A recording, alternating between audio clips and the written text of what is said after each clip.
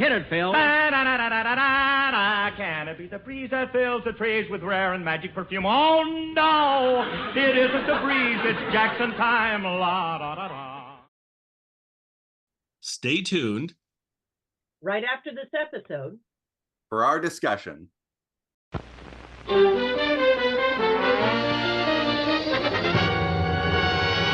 From Television City in Hollywood, the Jack Benny Program, with his special guests Dan Dailey, Kirk Douglas, Fred MacMurray, Tony Martin, and Dick Powell, presented by Lucky Strike.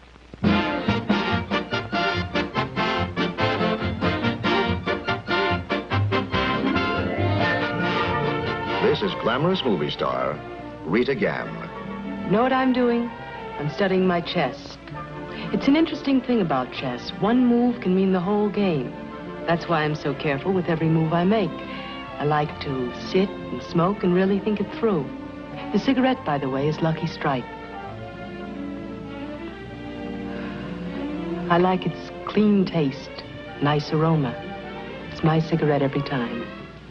Rita Gam's reason for smoking Lucky Strike is the same one that many millions of other smokers give. They like the taste of a Lucky. And here's why a Lucky tastes better. It's right here on the pack. It's toasted. That's the famous Lucky Strike process that brings Lucky's fine tobacco to its peak of flavor. The process that tones up this mild, naturally good-tasting tobacco to make it taste even better. Well, that's our story, pure and simple. A Lucky tastes better because it's the cigarette of fine tobacco. And it's toasted to taste better. Cleaner, fresher, smoother. So to get better taste from your cigarette, Lucky Strike is the brand to get. It's toasted to give you the best taste yet. It's the toasted cigarette.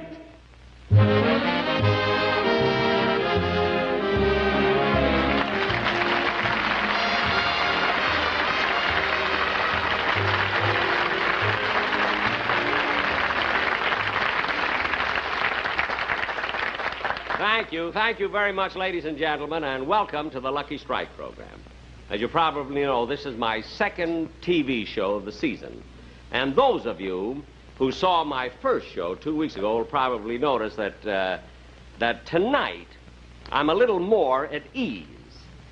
You see, it's working up to a first show that makes you so nervous. The anxiety, you worry about what the critics will say. I mean, what they'll write about me and everything. Well, anyway, it's over, and now I'm relaxed, you see. The reviews came in, I read them, I burned them, now let's forget them.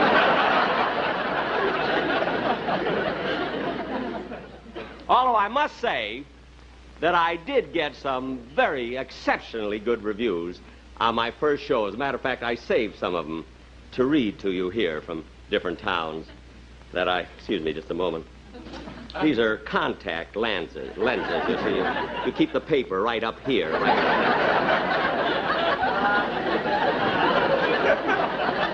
probably the silliest thing I'll say today. But these reviews, here's one that I got from the Bi-Weekly Chronicle from Storm Center, Iowa. It says, on Jack Benny's first television show, once again, this master showman romped his way into the hearts of millions with his hilarious performance.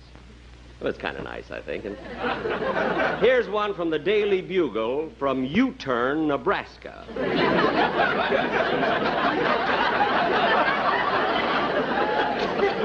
It says, Jack Benny's first television show that has long been awaited by the citizens of U-Turn was welcomed with hearty laughs and much merriment. Here's one from the New York Times.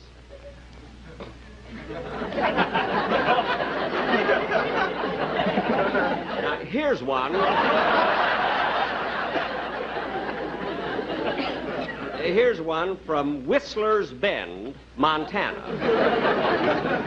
It says, Jack Benny, through the medium of television, came a rompin' and a stompin' into Whistler's Bend with a rootin' tootin' half hour of rip-roaring entertainment. Yahoo!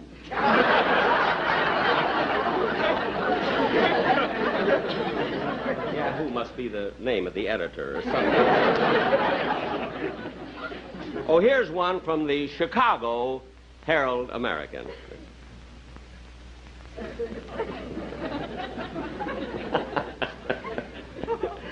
You know, I'm not one. You see, I never like to influence critics. But I must say that 23 years ago, when I first went on radio, I was so anxious to get a good review in the papers that I sent each critic $1. And after my first show, they were all very nice to me. They not only returned the $1, see, but they send me bread and canned goods.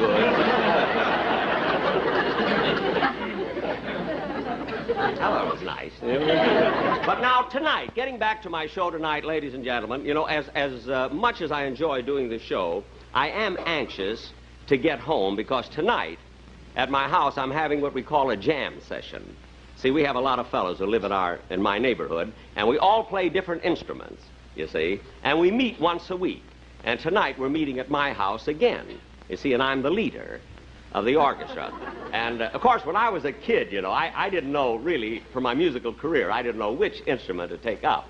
So in order to help my father, you see, I took up the violin, because at that time my father had a combination tailor shop and gypsy tea room. I used to play and make a little money for him, you see, in between. But anyway, getting on with it. Oh, Don Wilson, will you come out here, please?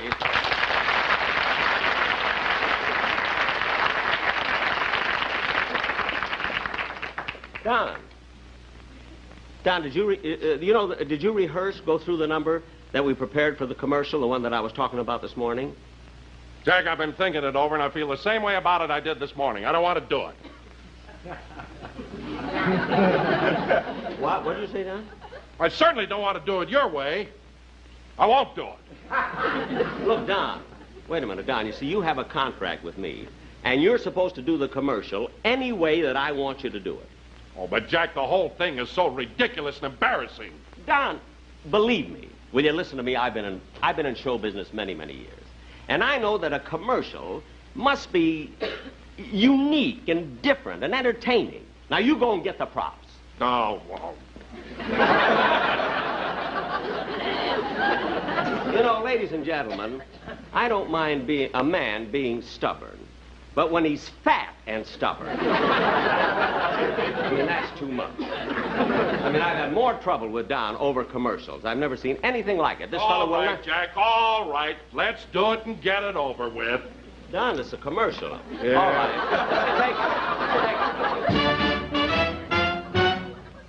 If you want better taste from your cigarette, Lucky Strike is the one. Hold it. Take it again. No, take it again. Go through. If you want better taste from your cigarette, I think this is entertaining. Lucky Strike is the one to get. Keep going. It's the one.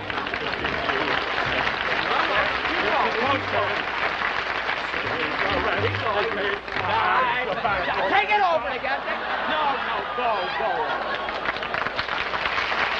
You go through.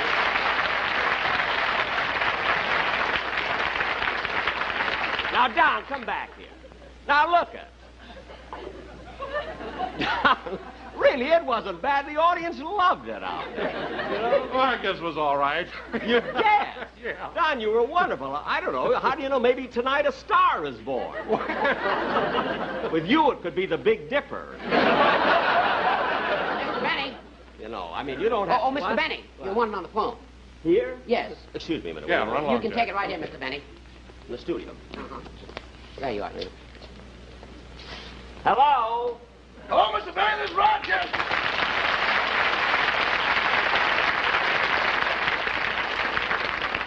Rochester, I'm right in the middle of a monologue of my show. What did you call me for? Well, I was thinking about your friends who are coming over for your jam session, and I was wondering what you want me to serve. Well, I don't know. What have we got in the icebox? Well, there's 2 turkeys, 3 hams, a 12-pound prime rib, and 10 pounds of imported caviar. Rochester, all that wonderful food in our icebox? Boss, we're on a party line. Let's impress them. Oh, look, Rochester, prepare anything you want to. I'll be home at 8 o'clock. Okay, goodbye.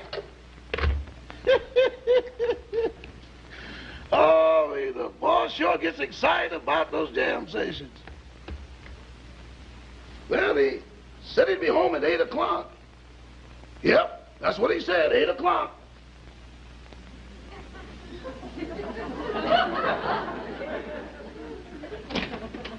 Here I am, Rochester. Did any of the gang get here yet? Oh, don't worry, boss. They'll be here. I'm just straightening up, fixing the music All right, stand. fix up all the music stands and the music. I want to tune up a little bit. I'll fix some sandwiches. Okay.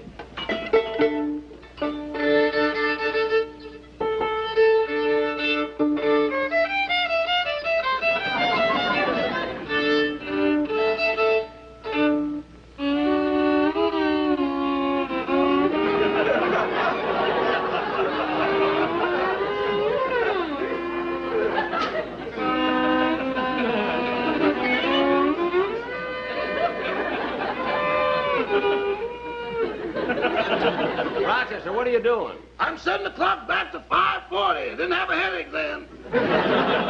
Listen, will you cut that out? Hey, that must be one of the guys coming. See, I love these jam sessions. Hey there, you with the smog in your eye.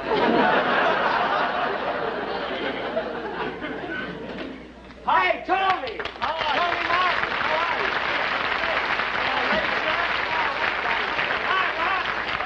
Hi, Phil, man. Got the old instrument out. Oh, yeah, Jack. I got the music and everything, all the new arrangements. Oh, wonderful, Jack. I'm so happy. You know, I wait all week for these jam sessions. I can't wait. I've been practicing like mad. Mad! Yeah, Buck. Me Yeah, too. good. Tony, what kind of a clarinet is that? I don't know, Jack. Must be a good one. I was offered about $150 for it. Only $150. I was offered $3,000 for my violin. Now, wait a minute, Jack. Who'd ever offer you $3,000 for your violin? Everybody in the neighborhood chipped in.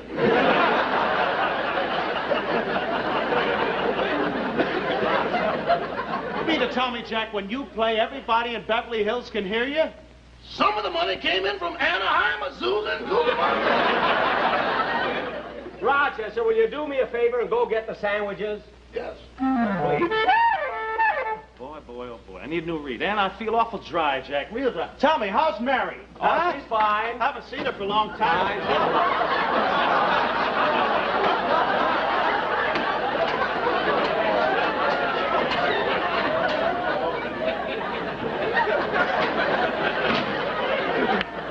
You know, Tony, Mary's going to be on my show pretty soon. Yeah, you know? that's good. That'll be just great. Here comes somebody else. Yeah. I guess the gang are coming. Hey there, you with the devil. Hey, Fred! Grab your phone. Hi, Fred. How's the wife? Say, Fred, listen, Fred, I got a wonderful new arrangement for our number that we're going to do tonight. Well, I hope for so. practicing, Yeah. and it's going to be a great part for the saxophone. Oh, good. I hope so. I didn't think I was going to get here on time, Jack. I was over at the studio and somebody sent a script at the last minute. I had to read it. Not much good. I don't think I'll do it. What was the name of it? The horn blows at noon.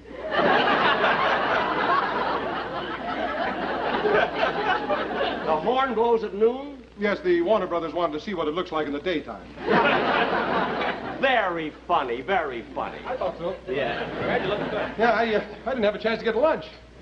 Here, I got your part here for you.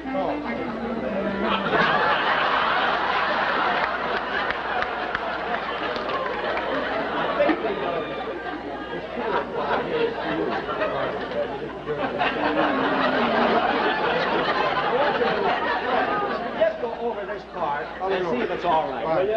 Huh? Good to see you, Howard. Anybody home? Hey, Dick!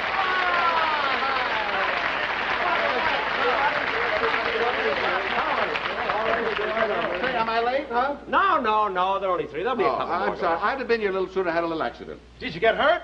No, I got out of the car just in time. Why, what happened? My Jaguar chased an MG up a tree. Everybody has to come in with jokes.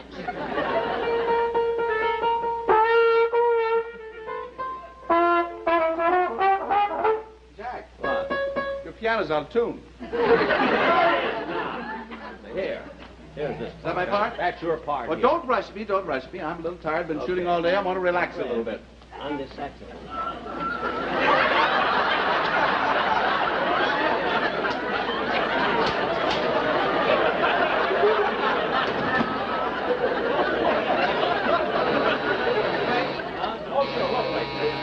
Hey, somebody else. Somebody else is coming. Hi, Jack. How are you?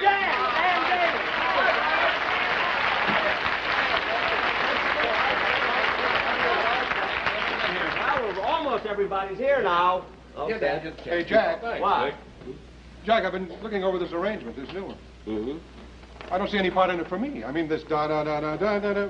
What kind Well, of a part Fred, is look that? at no. That's that's background music when Tony Martin takes his solo. Tony has the solo? I can handle it. That's beside the point. What? The point is, Jack, last week you told me you were going to make a new arrangement and I would have the solo. Well, Fred, it just didn't work out that way. I see.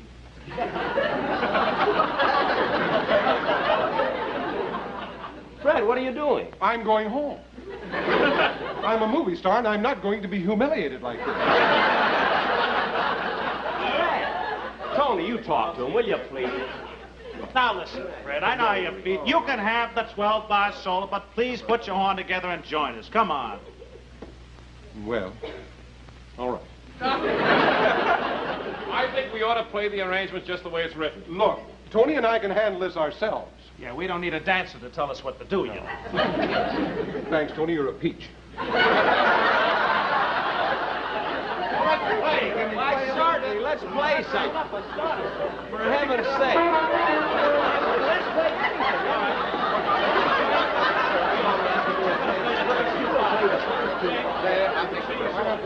Jack, I got a yellow one. I get a prize. Oh, wait a minute. I tell you, we're all here. I tell you who else is coming. I know it must be them. It's from my radio orchestra. Bagby and Remley and John Rice and the whole thing. Come on in, fellas. I know who it is. Come in. Hi, Bagby. Hi, boy. Hey, Bagby. Right in. Right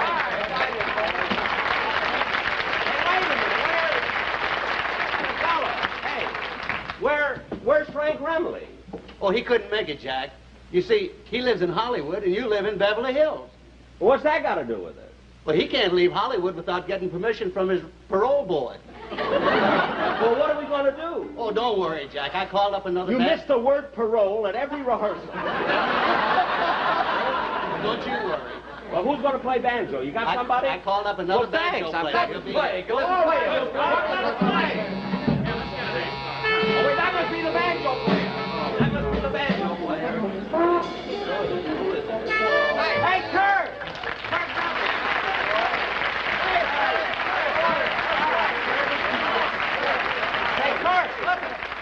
When you came to my house to play bridge last week, you didn't tell me that you played banjo. Well, nobody asked me, man. Nobody asked me. Oh. Hey, Kirk, what do you got hanging on your back there? What's that? This, what's this? Oh, you know, on the way down here, some crazy jaguar chased my MG up a tree.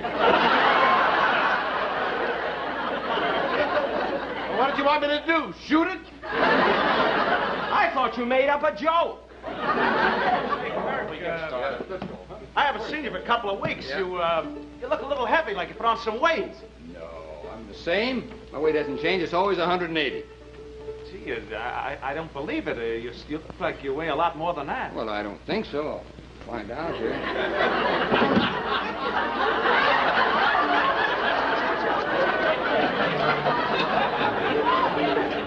184 with banjo. What's it say on the other side? The other side?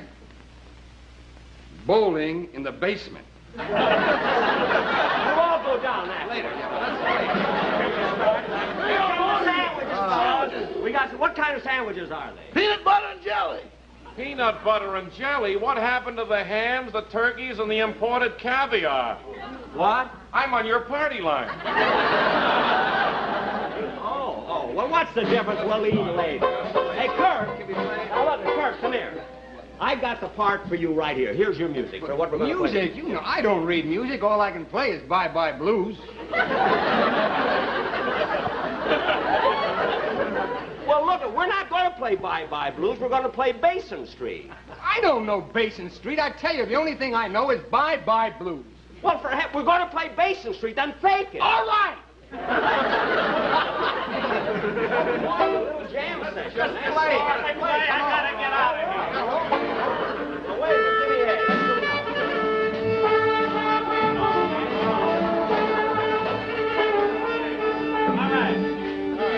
All right, I'm the leader now. Wait, all right?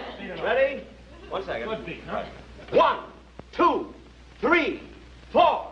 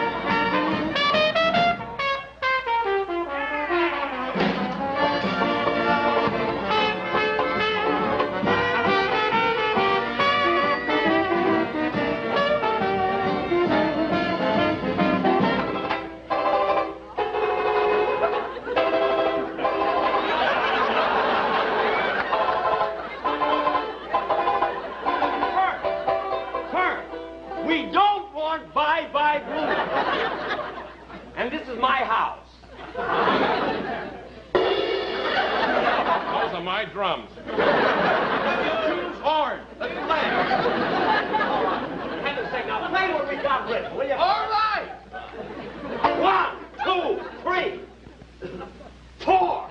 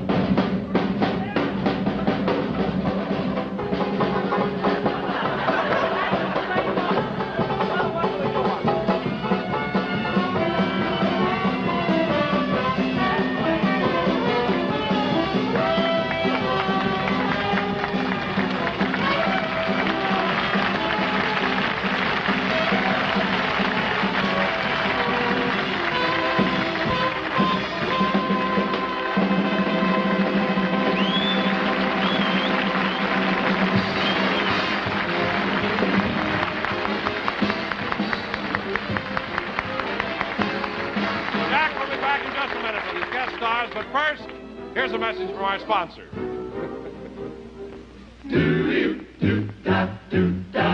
If you want better taste from your cigarette, Lucky Strike is the brand to get. It's toasted to give you the best taste yet. It's the toasted cigarette. They take fine tobacco, it's light tobacco, it's mild tobacco too. And it's toasted, yes, it's toasted, because the toasting brings the flavor right through. So to get better taste from your cigarette, Lucky Strike is the brand to get. It's toasted to give you the best taste yet. It's the toasted cigarette. Friends, no wonder Lucky's taste better. They're made of fine tobacco, and the famous Lucky Strike process, it's toasted, tones up Lucky's fine tobacco to make it taste even better. Cleaner, fresher, smoother. So, be happy. Go Lucky.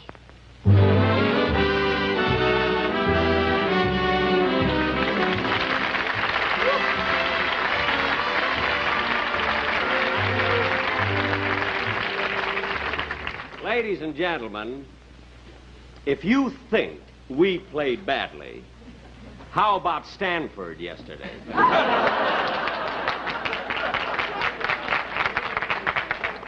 Of course, I must say, you know, it was a shame that I had to pull the curtain down, you know, right in the middle of our number, but I had to do it before the commercial because I told all those guys this was a benefit.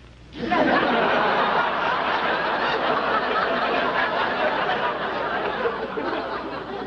about it. But really, it was so nice of these fellas, here are 5 big stars, to come over here and really give their services. They came over here on my show just because they enjoyed doing it and had a lot of fun. So I'd like to bring them back again to take a bow over here. Come on, boys.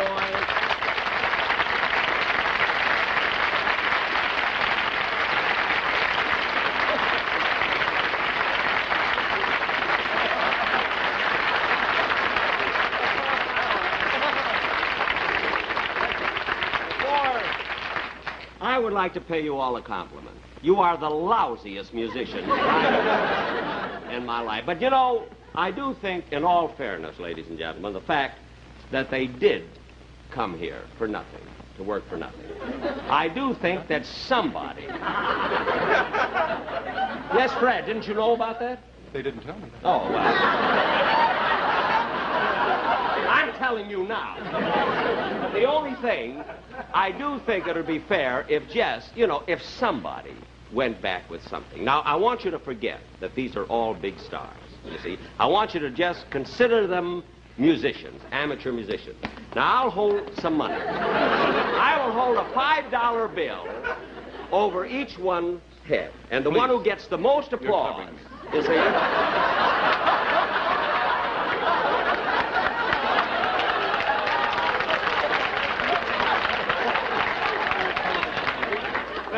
the one who gets the most applause will go home with the money.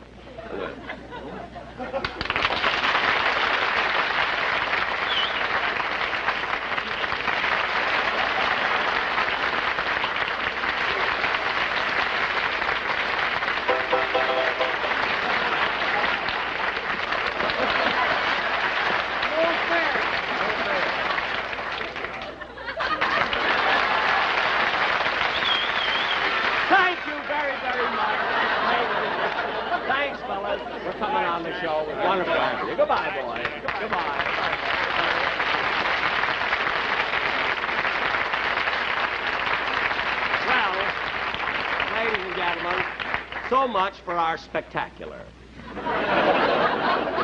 Every show has a spectacular, so I thought I'd put one on tonight. And incidentally, in about... have we got time to say something? Just a second, because I just wanted to announce that either in 2 weeks from now or in 4 weeks, we're doing our version of Cane Mutiny. And our guest star is going to be Leo DeRocha. Well, anyway, I will be back in 2 weeks, and be sure to listen to Watch and Southern next Sunday. Thank you. Well, Joel again. This is Buck Benny speaking. I am joined today by Hope Sears, making one of her first appearances with us. Hope, it's wonderful to have you. And we have Zach Eastman. Hey, Zach. Hello. And we have John Henderson. Hey, John. Hello. And we have the always wonderful Kathy Fuller-Seeley. Hello again. Kathy. So this episode we're presenting is the first surviving episode in circulation or whatever.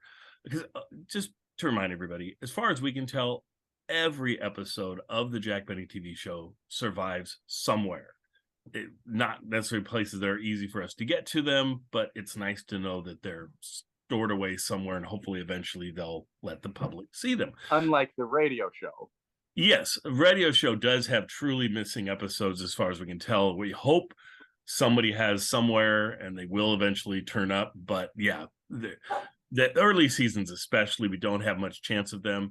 It would be lovely if somebody would collect those early scripts and get them out so we can actually read them. But of course, that probably will never. Oh, wait. Guys, we need a time machine. Some of the very earliest of the scripts. Kathy, so far you brought us the first 50-ish scripts, right? In the first 2 books? Well, in 1932, he was on twice a week. Yeah. So we've gotten through 50 scripts, which actually equaled about 26 weeks. So How many we're heading, yeah. How many in total from that era? Canada Dry lasts for 13 more weeks. So last 26 episodes of that series are what I'm working on right now. And it's just great fun to go back and look at trade sources and newspaper sources that I didn't have access to, even before when I was writing my book. Right. And it's just fun to see the kerfuffle grow. And numerous radio editors in various parts of the country decided to stir the pot and take sides. So there's Team Sid Silvers. Canada Dry, the obnoxious sponsor and obnoxious ad agency, had said to Jack and Mary and Harry Kahn, "We don't like your comedy. We think it's dull and stupid. So we're going to insist. We're going to hire this other writer-performer, Sid Silvers, and we're going to enforce that you have a new narrative. You're a Broadway producer putting on a review, and he's going to be your annoying sidekick." Well, this makes Mary Livingston go, "What? That's my role." She's really asserting herself. And so this 13-week segment starts out with these big changes, and they've also changed networks to CBS and different days and times. So how Jack Benny's fans that were there could ever find him again is fascinating. But as I said, the newspaper reporters across the country start to pick sides, and they're either Team Sid Silvers or Team Jack Benny, and they are giving gossip and rumors about, Mary's insisting Sid be fired. Oh, Sid's going behind Jack's back and knowing that Jack's going to get canceled is trying to get the show. And they both show up at the same New York restaurant, and one Brooklyn reporter is going, "What happened? Inquiring minds are watching for, are they going to throw potato rolls at each other?" So it's just this silly. one is such a rich vein for you to talk about. Does your intro end up being longer in this book than in the previous book? Oh, yes. So it turns out from the original book, this tumultuous 13 weeks was covered in about a page and a half. And now I've got more. So for those of us who are obsessed and want to really know what happened. Oh, yeah. I think it sounds like you could write a whole book about this, not even including the scripts, just the information.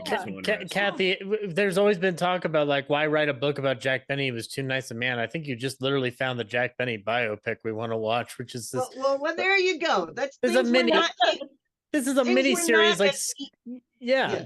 Sorry, I was going to say it's like it's like Scandal. It's like we need or like that very bad Late Night Wars made for TV movie they did about Leno versus Letterman.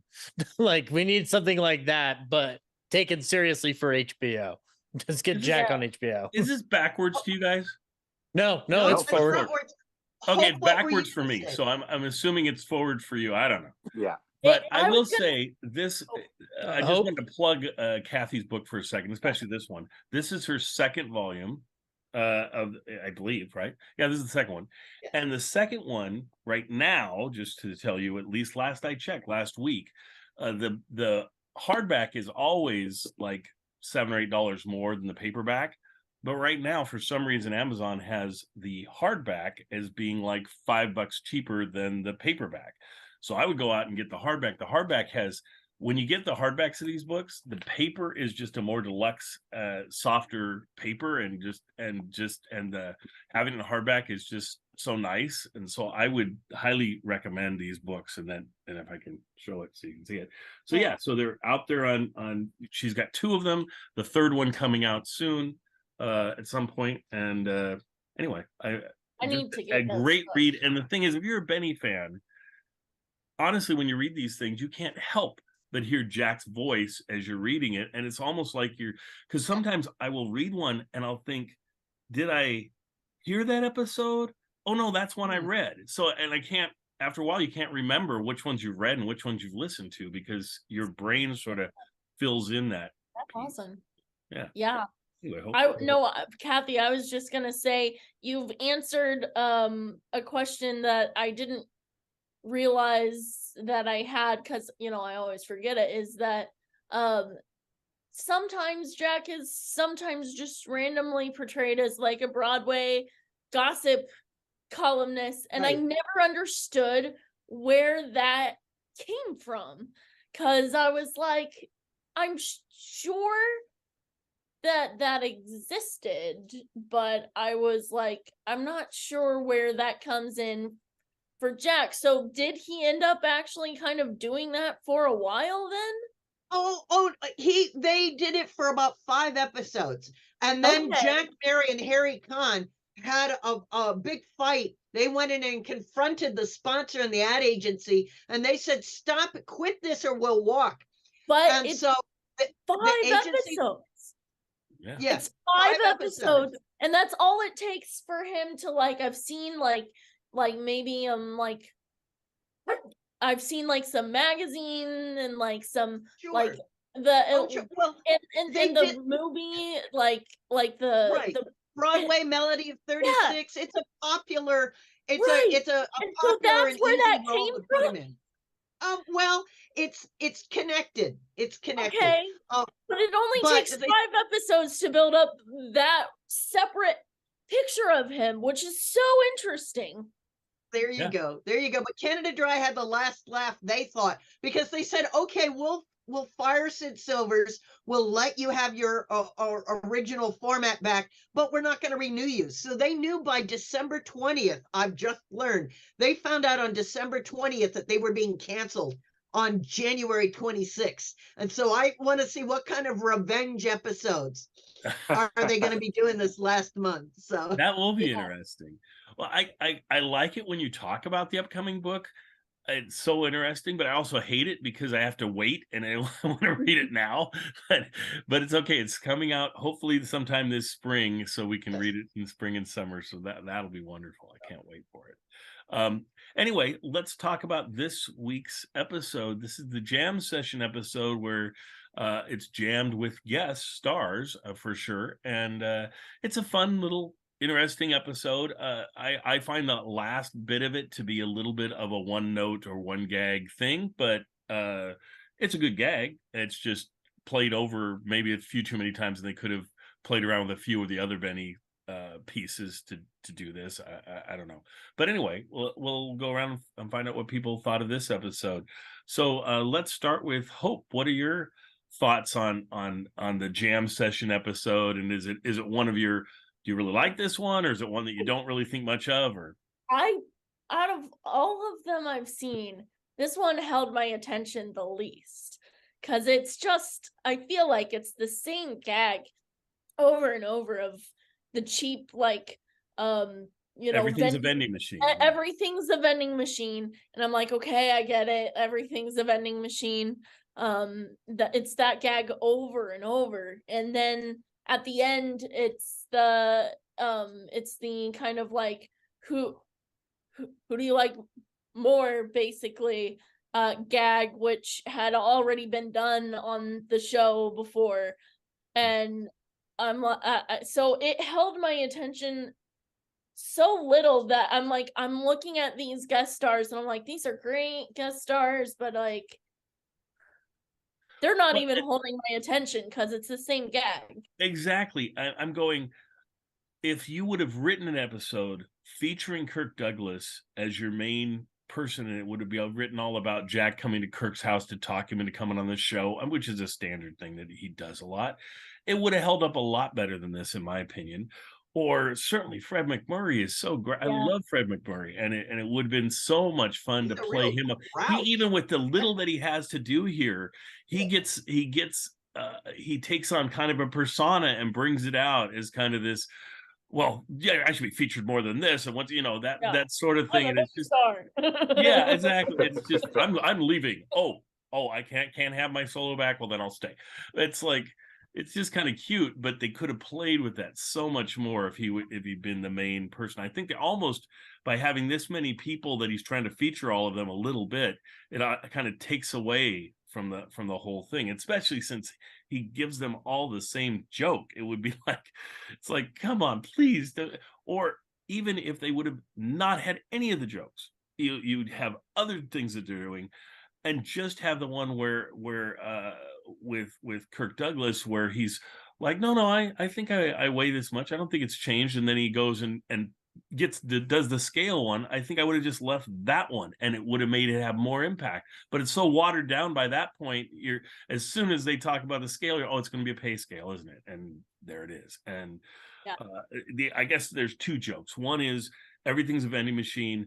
The second joke is they're all hidden in different ways, and where's it gonna pop out of? Where is this? But that's pretty weak. So anyway, let's go to Zach and get his thoughts on this. I'm in the similar vein with Hope. I went back to this after Kirk passed away. And I had fun with it, but rewatching it for here, I kind of realized what jokes I like about Jack versus others. And I don't know how else to describe this other than I've noticed from my own end, and I could be way off, but I've noticed that when the cheap jokes are sprinkled, that's when they're most effective. When you are shoving them into the whole back section and not finding anything else other than Bye Bye Blues, I'm a big fan of repeating a joke. Like the Coen brothers will do this. You repeat a joke 3 times, it's funny. Like, or you say the same phrase 3 times, it's funny. Like damn, we're in a tight spot, and oh brother art thou is funny. The more George Clooney says it, the more they're doing this cheap joke, the more I'm just in awe of production design and less with the comedy. Like from a production design standpoint and the set, I'm like, that's cool. I would love to be there when they're constructing this vending machine popping out of nowhere. But from a comedy standpoint, I'm just kind of like, that's right. Yeah, that's what everybody thinks of Jack. And like the radio shows, like when we listen to the radio shows in the 40s, they're not like Morrow and Boulogne aren't berating us with cheap jokes. It is one of many elements. There's also vanity. There's also the would-be Lothario.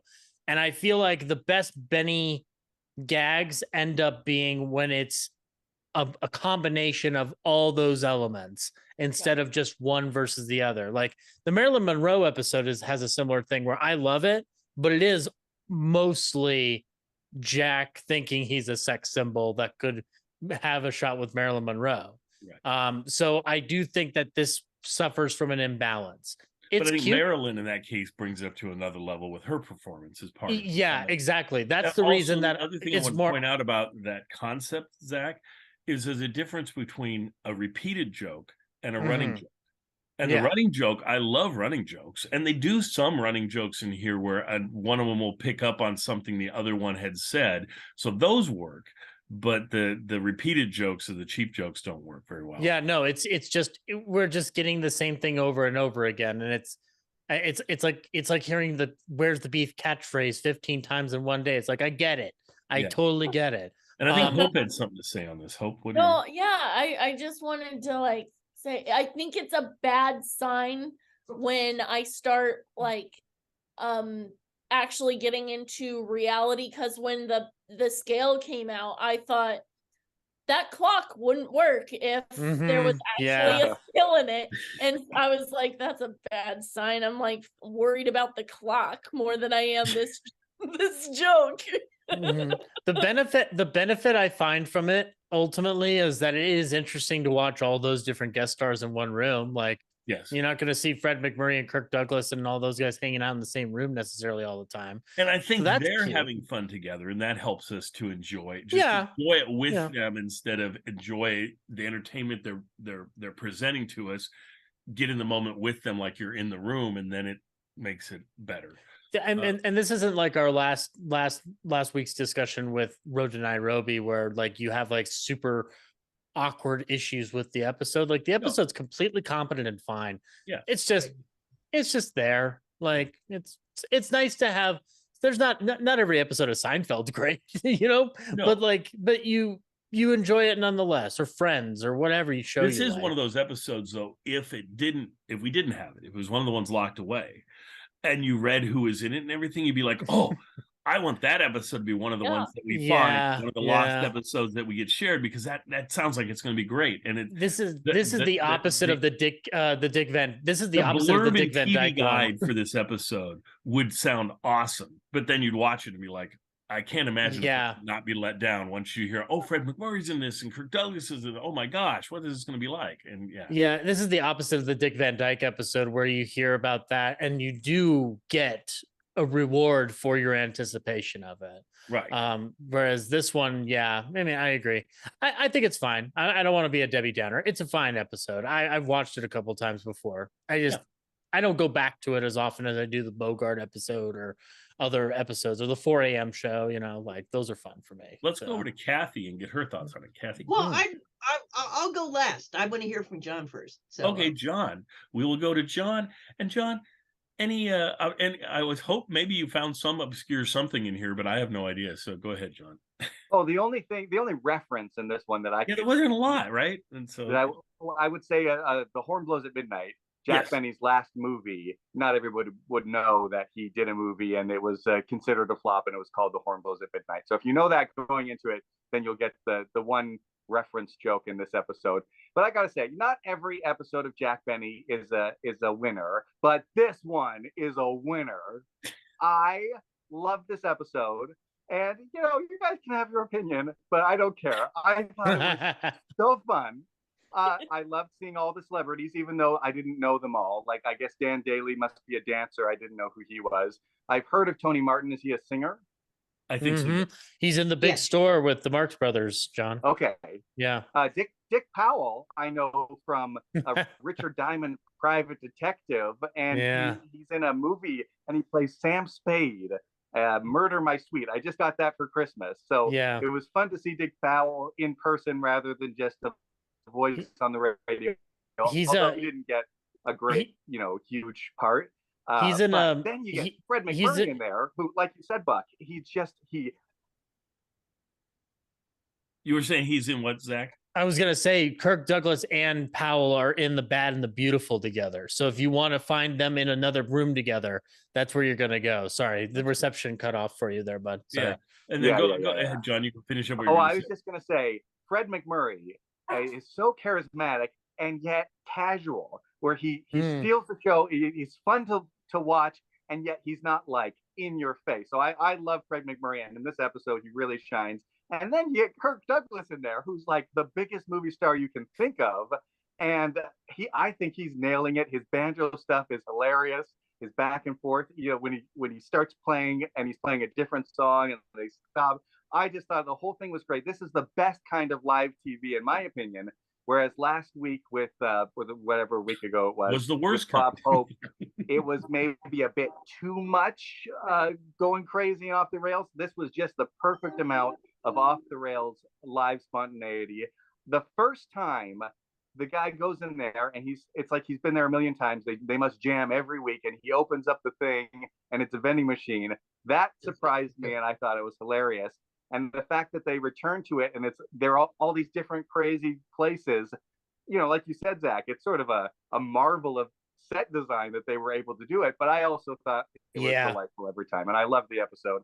And I don't care what you think about it. No, I totally understand where you're coming from. And like, I will say that the Kirk Douglas, my favorite element of this episode, despite my overall thoughts, I love that Kirk Douglas is portrayed as this inept musician amid the multitude of things he can do, and it's just like he's being treated as this simplest like musician. Knows one song. Yeah, I've learned it's like Harpo on the piano versus Chico on the piano. One thing I think we need to realize as a group sometimes is we are so into Jack and have heard everything he's ever done, have watched everything he's ever been in, all of that we become a little it becomes more difficult to please us.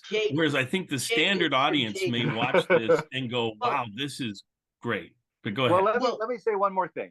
I don't feel like there's a fight in egos either, as much as Fred MacMurray is sort of playing that. You've got the one dancer who's like dancing and he sort of gets a moment to shine when they're in that line, which I thought was quite funny.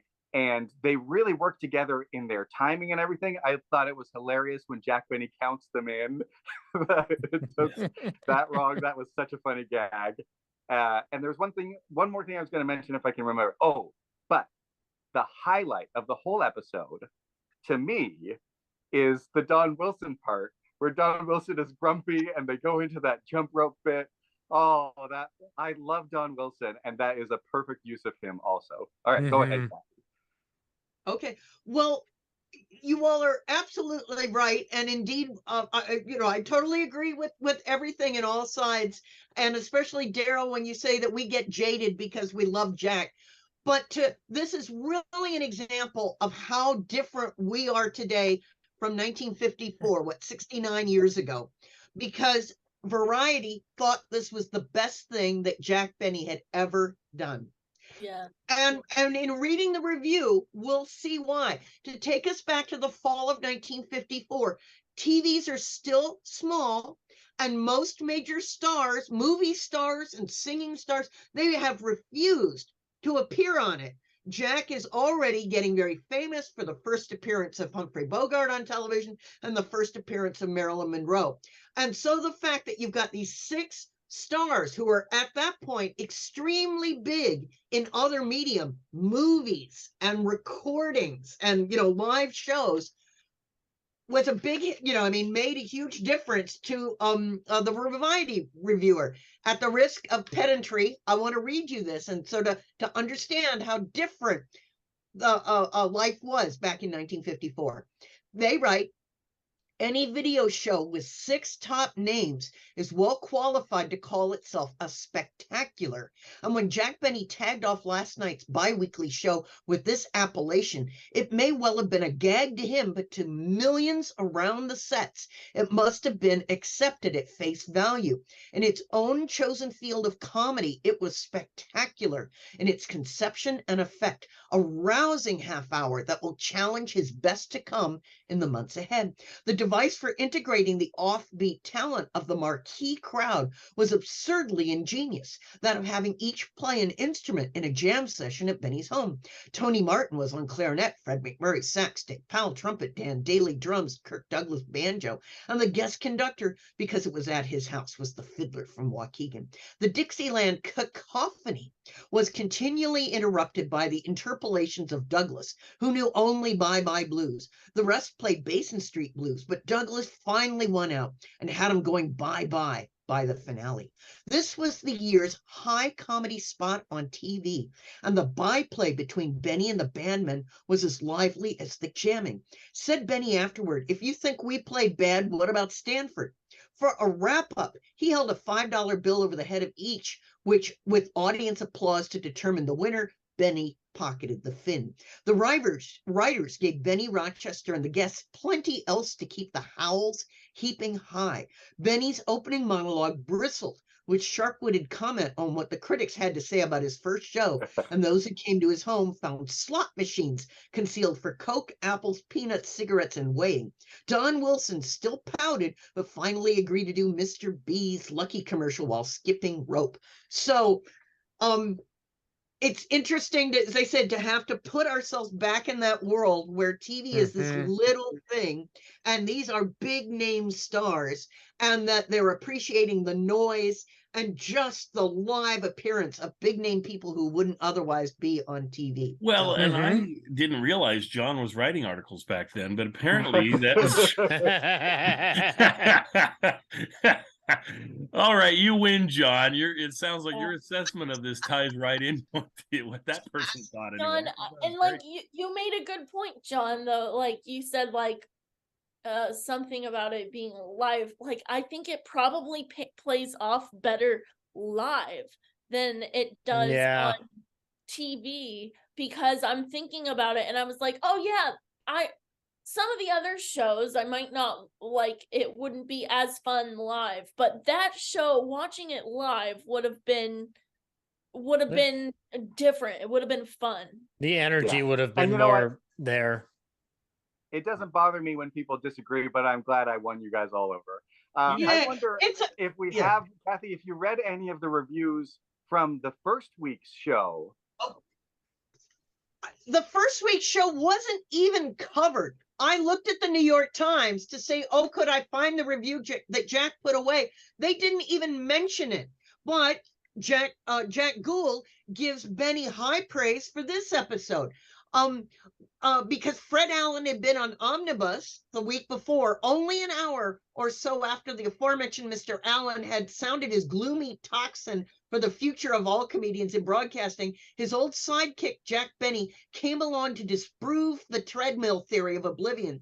Jack's second TV show of the season over CBS was hilarious nonsense, one of the funniest he's ever done. Jack, who has had the eminent good sense not to be a slave of format, presented a jam session, and what a jive crew he rounded up. The boys attacked Basin Street at least, but all but one did Mr. Douglas. All but one did. Mr. Douglas only knew Bye Bye Blues, so he played that. For ear-splitting cacophony, again, cacophony, the ensemble delivered. That's the word of the day. It was sublimely and uproariously bad. Most especially Jack's flat violin. Leading to the jive concert, however, was some superb byplay, especially the twist on Jack's stinginess. All his guests just automatically went to the proper panel doors and cabineted furniture to use the coin machines that dispense cigarettes, soft drinks, and candy. The dialogue, capitalizing on the supposed vanity of the stars, so the vanity of all the other performers, was singularly amusing and imaginative. The payoff, of course, was that all the celebrities were regular guys having a wonderful time and thoroughly enjoying themselves. The fun was completely infectious. As usual, it was once again was Mr. Benny's matchless sense of timing that was the glue that held all the pieces together. In that respect, he is as uncanny as ever. No one can come near his casualness and priceless slow take. And that casualness seldom was put to better advantage than when he stepped before the curtain after the hectic swinging session. So much for our spectacular, said Jack. So again, just that's why I find some of these reviews interesting, to see what they picked up on at the time. Oh, no doubt. And making John right. So that part's not so hot. But well, I think I love to hear the reviews of the time, and I love that you share those with us. But like John said, any of these missing episodes where we have a gap, and you've noticed is if you find a review of the missing episode, we'd love to hear that. Because we don't have the episode, so maybe we can at least hear a review of the episode, which would be kind of interesting. And I love to hear critics love Jack and realize what makes Jack so great, because so often they seem to miss the point, or they focus on something that's like a small part of the episode, and it's like, what about the rest of the episode? It was really good. And so, because you're always going to be able to nitpick things on these, well, heck, we do it all the time. There's tons to nitpick on these episodes, but there's tons to enjoy too, and we need to do that. And that's why I like having John here, because so often when we're kind of picking apart an episode, John will come in it with a fresh perspective and be like, no, I loved it because of this, that, and the next thing. So thank you, John. Yeah. And you can keep coming back, John. So and I hope you keep joining us whenever you can, because it's delightful to get your impression of the episodes too, and to chat about it. And Zach, well, I guess it's okay having you here as well. So Zach, I'm the new cool kid. Sorry, Zach. That's right. Yeah, Zach's old hat, and anyway, this is my grandfather's hat. That's right. Technically older than me, so. Well, I think we'll let people go there unless anybody has anything else to point out about the episode. I guess one thing I do want to say is the other piece that Kathy underscored a little bit that we hadn't mentioned too much is what it would be like back at the time to get an episode like this. Because like you say, there were not a lot of big stars appearing, at least film stars and things, appearing on television. So this wasn't like, it was like the Marilyn Monroe get, yes, but this was like a double get. Two of the biggest stars in film, especially Kirk Douglas, right at his like peak of his career, to get those two on the show. I mean, making a fool of himself, you know. Yeah, right. Oh, I have a question. Did they ever do the Kane Mutiny? Oh no, I don't think so. If they I'm not did, sure it's that was one of even the a missing joke. episodes. I wasn't sure I if it think was a real teaser, or if it What? was a joke. Yeah, I was like, is this real or is it? Like Leo DeRocher was the manager of the Brooklyn Dodgers. Right. I think it was a joke. You know, I think so, because Kane Mutiny it's a great question. It was a big deal right then, but Leo DeRocher for Fred Allen would do they would have Leo DeRocher do Gilbert and Sullivan. So so I think it's an inside joke. I assume it was about DeRocher and the fact that folks were turning on DeRocher or something to some extent, I think so. like the Kane Mutiny situation. The Kane Mutiny came out in 1954, and this episode is 1954, right? Right. Yep. So, right. And Fred MacMurray is in it as Fred MacMurray. Okay. Well, yeah, interesting stuff for sure. So anyway, guys, have a great week, and we'll see you folks next week for another Jack Benny episode. We love doing this, and love John's perspective. Whenever we're all getting a little too dour, he comes in and cheers things up and changes things around. Thank you so much, and we'll see you folks next time. Bye, everybody.